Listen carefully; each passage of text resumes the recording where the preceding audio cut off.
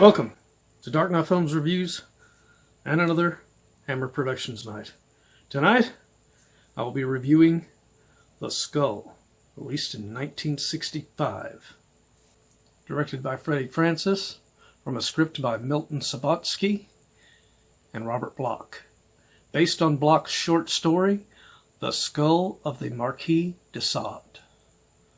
Starring Peter Cushing, Patrick Wymark, Christopher Lee, Jill Bennett, Nigel Green, Patrick Magee, Peter Woodthorpe, and Michael Gough. Now, this is not a Hammer film. This is a Amicus film, and it is the first Amicus film I am reviewing on this channel that isn't an anthology. Now, I've reviewed Tales from the Crypt and Vault of Horror already in the past. If you've missed those reviews, you can check them out. And I'll list them in the description below, of course. But this was a really interesting, just a full-on story that wasn't an anthology for me to see. So, directed by Freddie Francis, this tells very, very interesting story from Robert Bloch's short story. And with the cast they got in this thing, with Peter Cushing playing the actual lead character of Dr. Christopher Maitland, he is so good at the beginning of it whenever he is his normal good guy self. But as the skull that he acquires begins to bring the madness out of him, it's very interesting to watch Peter Cushing, who usually always played the good guy characters in Hammer films, with very few exceptions here and there, actually descend into madness in this film. And on the same side of the spectrum, you have Christopher Lee in here playing Sir Matthew Phillips, and his character is a complete 180 from anything he has done with Hammer in a lot of respects. He is a guy who has already encountered the skull and knows its power and doesn't want anything to do with it. And he even tries to warn Peter Cushing's character of Christopher Maitland about it, as they are friends and fellow collectors of these rare artifacts and stuff. And it is such a really interesting story. Number one, when you get a story written by Robert Bloch, who is a genius as far as writing goes, directed by Freddie Francis, and starring the likes of Peter Cushing and Christopher Lee. And not only that, you also have some other actors that don't really get a lot of credit as far as being really great actors as well, like Patrick Wymark, who plays the character of Anthony Marco. And he is a despicable character, and Patrick Wymark plays him as such, and he does a really good job of making you really kind of dislike his character. But then on the other side of the spectrum, you have Jill Bennett playing the wife to Christopher Maitland, Jane, and she is so likable and so good in her role in this film. And then you have Nigel Green as Inspector Wilson, and he always is great. I love Nigel Green as an actor. He's just amazing. You have a small appearance by Patrick Magee as a police surgeon, and he's, as usual, I mean, he is so strong in this.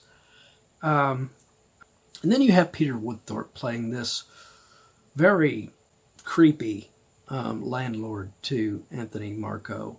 And just like in his past Hammer films that he worked on, and any other roles that Peter Woodthorpe does, he is really, really good at making you really not like him and feel really uncomfortable with his character while he's on screen.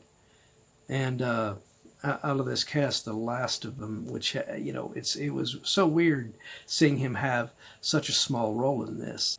At the very beginning, playing this auctioneer, you have Michael Gough, and that's it. That's the only part he has in this thing, and it's they got a great actor like him to play such a small little role. I don't know if that was just Michael Gough came in and just did that role as a favor to someone in Amicus because he's friends with them or something, but that was, unexpected. Whenever I first saw him in the opening of this as this auctioneer, I was expecting him to have a bigger role going forward, and he doesn't. That's it. That's all he has. And they tried to say on the opening titles that Christopher Lee was just a guest star, and yet he is in this film quite a bit. I think they should have listed Michael Gough as a guest star. But if you have not seen this film, I would implore you to seek it out and watch it. It is a very well executed film, and very Hammer-esque in a lot of respects. And that's probably by design, because Amicus Films was trying to capitalize on the success that Hammer was having with these horror films at the time. So makes sense that they would try to do solo films like this to take advantage of that popularity. And I think it was very successful with this film. So I am going to give The Skull from 1965. I am going to give this film a 9.2 out of 10. I think it is a very strong entry for Amicus Films. Now, as I get to more of their films, just not horror anthologies, because I think they did pretty damn good with every one of their horror anthology series films, but some of their just solo films that have, there's just one story, they seem to be hit and miss. But I will get to some of them at a later date. But what do you guys think of The Skull? Have you seen this film? Do you agree with my review? Do you disagree? Let me know in those comments down below. And as usual, if you enjoyed this video, do not forget to like, share, and subscribe. And don't forget to click that bell icon so you can be notified about future videos just like this one. And while you're by the subscribe button, why not click that join button and become a Dark Knight fan?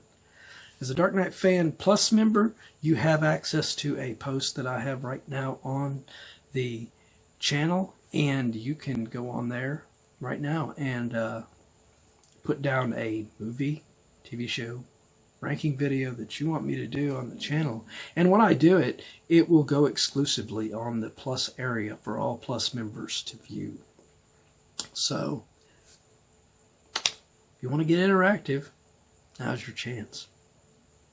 Well, that's it for another Hammer Productions night. If you missed last week's Hammer Productions night, check out the link up here to get caught up on that one. Or if you missed any of the other Hammer Productions night, be sure and check out the playlist right here to get caught up on any of them that you have missed.